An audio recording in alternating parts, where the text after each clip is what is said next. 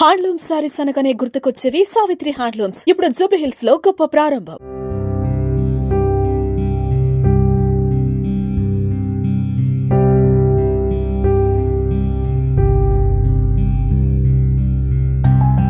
Welcome to Suman TV. నేను మీ నాగరాజ్ బైర్శెట్టిని. వరదలతో కకావికలమైన మహానగరం విజయవాడ ఇప్పుడిప్పుడే ఊపిరి పీల్చుకుంటుంది. అంటే అందరికీ తెలిసిన విషయమే ఇది. గత శుక్రవారం అర్ధరాత్రి నుంచి నిన్నటి వరకు కూడా కురిసిన భారీ కుంభవృష్టి కారణంగా మహానగరంగా పేరొందిన విజయవాడ ఎలా వరద నీటిలో మునిగిపోయింది. ముఖ్యంగా సింగ్ నగర్, అజిత్ సింగ్ నగర్, పైపుల కాలనీ, కండ్రిక తదితర కాలనీలన్నీ కూడా జల దిగ్బంధంలో చిక్కుకుపోయిన విషయాన్ని మనం అందరం కూడా చూసాం కదా. దాదాపు 2 లక్షల మందికి పైగా ఆ వరదలో వరద ముప్పులో చిక్కుకుని పోయారు. ప్రతి ఒక్కరూ కూడా ప్రతిరోజు ఉదయం రాత్రి వరకు తమ ప్రాణాలను అరచేతిలో పెట్టుకొని ఒక చిగురుటాకులా వణికిపోవడాన్ని మనం చూసాం. అయితే ఇక్కడ మనం ఒకటి చెప్పుకోవాలి. అంటే వరదలు సంభవించినప్పుడు రాష్ట్ర ముఖ్యమంత్రి నారా చంద్రబాబు నాయుడు గారు తీసుకున్న చొరవ, ఆ చొరబాటు అనేది అందరికీ కూడా ఆశ్చర్యచకితులు చేసిందని చెప్పవచ్చును.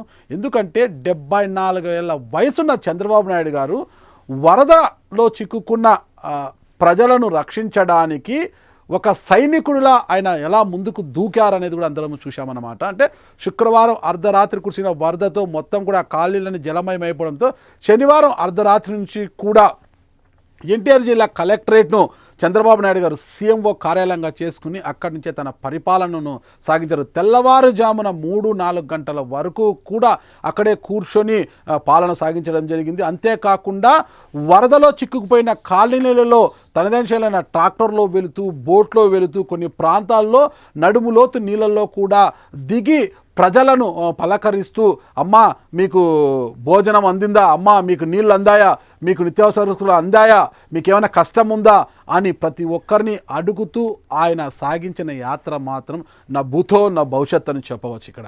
అయితే మొత్తం కూడా వరదల సమయంలో చంద్రబాబు నాయుడు గారు తీసుకున్న చర్యల కారణంగా, ఆయన సూచనల కారణంగా, ఆయన దూరదృష్టి కారణంగా త్వరితగతిన వరద ముప్పు నుంచి కావచ్చు, వరదల నుంచి కూడా కాలనీ వాసులంతా కూడా, అంటే ఎవరైతే వరదలో చిక్కుకుపోయారో వారందరూ కూడా ఇప్పుడిప్పుడే ఊపిరి పీల్చుకుంటున్నారని చెప్పవచ్చు. అయితే ఇక్కడ ఒకటి చెప్పవచ్చు, చంద్రబాబు నాయుడు గారు 74 ఏళ్ళ వయసున్నప్పటికీ కూడా ఒక కుర్రాడిలా ఆ ప్రాంతంలో ఆయన కళ్ళే తిరుగుతూ చేసిన ప్రయత్నాలు అందరూ మెచ్చుకున్నప్పటికీ కూడా కొంతమంది అధికారుల నిర్లక్ష్యం కారణంగా చివరి వరకు ఏదైతే చంద్రబాబు నాయుడు గారు ప్రతి ఒక్కరిని కూడా రక్షించాలి, ప్రతి ఒక్కరికి కూడా నిత్యావసర సరుకులు కావచ్చు, ప్రతి ఒక్కరికి ఎలాంటి ఇబ్బంది కలగకుండా అన్నీ అందజేయాలని ఆలోచించారు, అవి అందకుండా పోయాయి చివరి వరకు కూడా. ఇదే విషయాన్ని మీడియా ముందు కూడా చంద్రబాబు నాయుడు గారు ఒప్పుకోవడం జరిగింది.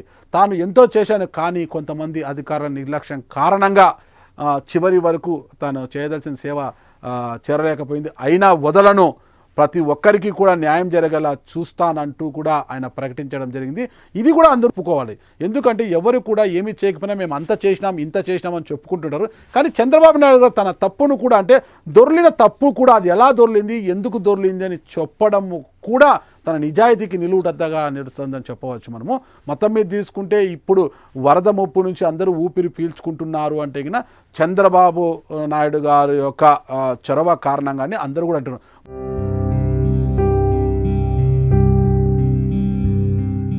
వరదల సమయంలో పవన్ కళ్యాణ్ గారు కనీసం ఆ ప్రాంతాన్ని సందర్శించలేదు, అక్కడికి రాలేదనేది కూడా ప్రతిపక్షాలు విమర్శించాయి. ఇక్కడ మనం ఒకటే చర్చించుకోవాలి, నాయకులు వచ్చారా రాలేదా అన్నది పక్కన పెడితే సమస్య పరిష్కారం అయిందా కాలేదా అన్నది మనం గుర్తించలేదు. పవన్ కళ్యాణ్కి ఒక సినీ గ్లామర్ ఉంది, ఒక పవర్ స్టార్గా ఉంది. ఈరోజు ఆయన రాజకీయ నాయకుడు, రాష్ట్ర ఉప ముఖ్యమంత్రి అయినప్పటికీ కూడా ఒక సినీ గ్లామర్ ఉంది. పవన్ కళ్యాణ్ లాంటి వ్యక్తి ఆ ప్రాంతానికి, వరదల సమయంలో ఆ ప్రాంతానికి వస్తే సమస్యలు చెప్పుకోవడం కన్నా పవన్ కళ్యాణ్ గారిని చూడడానికి కావచ్చు, ఆయనతో సెల్ఫీలు దిగడానికి కావచ్చు, మొత్తం కూడా జనం అంతా కూడా లక్షలాది అక్కడ తరలి వచ్చే అవకాశం ఉంటుంది. ఆ సమయంలో తొక్కిసలాట జరిగితే ప్రాణ నష్టం జరగవచ్చు, ఏదైనా జరగవచ్చు. అధికారులంతా కూడా పవన్ కళ్యాణ్ గారు చుట్టూ తిరగడం తప్పితే అక్కడ బాధితులకు సహాయ సహకారాలు అందించడానికి కాస్త ఇబ్బంది కలిగే అవకాశం కూడా ఉంటుంది. తద్వారానే పవన్ కళ్యాణ్ గారు అక్కడికి రాలేకపోయారు, అక్కడికి రాలేదనేసి అధికారం కూడా ప్రకటించడం. అంతేకాకుండా ఆ ప్రాంతంలో ఎవరైతే నష్టపోయిన ప్రాంతానికి కావచ్చు, ఇతరత్ర గ్రామీణ ప్రాంతాలకు కావచ్చు, పవన్ కళ్యాణ్ గారు తన సొంత నిధుల నుంచి ఒక్కో పంచాయతీ ₹1,00,000 చొప్పున 4 కోట్ల రూపాయలు, అటు తెలంగాణ గవర్నమెంట్కి ఏపీ గారు సేమ్ సహాయ నిధికి కోటి రూపాయలు అంటే 6 కోట్ల రూపాయలు ఇవ్వడాన్ని కూడా మనము కల్లారా చూసాము. ఇది అంటే నాయకుడు వచ్చినా రాకపోయినా సమస్య పరిష్కారం అయిందా లేదా అన్నది ఇక్కడ మనం గమనించాలి. నాయకుడు రావడం కాదు, అసలు సమస్య పరిష్కారం కావాలి, అది అన్నమాట. అంటే ఇప్పుడు ఇలాంటి విపత్కర పరిస్థితులు, విపత్తులు తలెత్తినప్పుడు అందరూ ఒక్క తాటిపైకి వచ్చి ఐకమత్యంగా ఉంటూ ప్రజలకు సాంత్వన కలిగించడానికి చర్యలు తీసుకోవాలి. కానీ ఇలాంటి సమయంలో బురద రాజకీయాలు చేయడం ఎంతవరకు సబబు అని చాలామంది ప్రజలు కూడా నిట్టూరుస్తున్నారనమాట.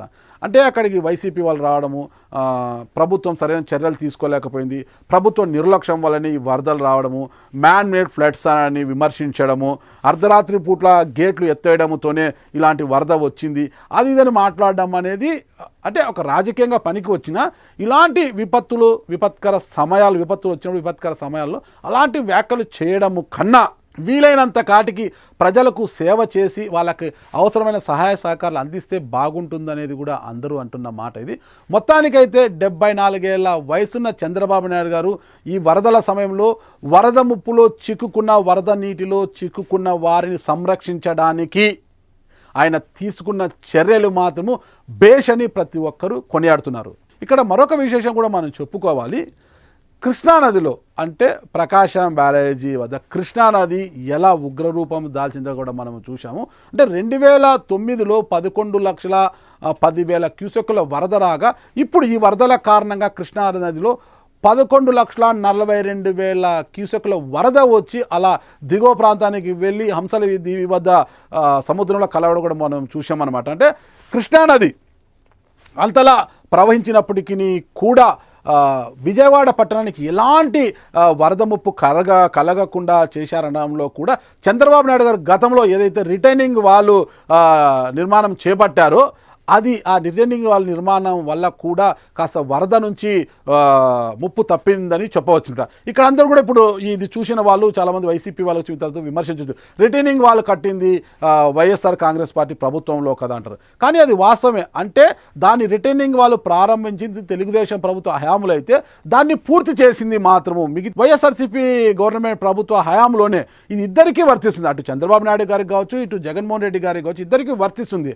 అంటే ఇక్కడ మీరు మేము నిర్మించాం అది కాకుండా రిటైనింగ్ వాల్ నిర్మాణం వల్ల ప్రజలకు, విజయవాడ ప్రజలకు మేలు జరిగిందా లేదా అనేది కూడా మనం చూసుకోవాలి. ఇక్కడ ఎవరు ఏమి చేసినా కూడా ఈ విపత్తుల సమయాలలో ఒకరికొకరు సహకరించుకొని ప్రజలకు మేలు చేయాలి. కానీ ఇలాంటి బురద రాజకీయాలకు స్వస్తి పలికితే బాగుంటుంది అని పలువురు విజ్ఞప్తి చేస్తున్నారు.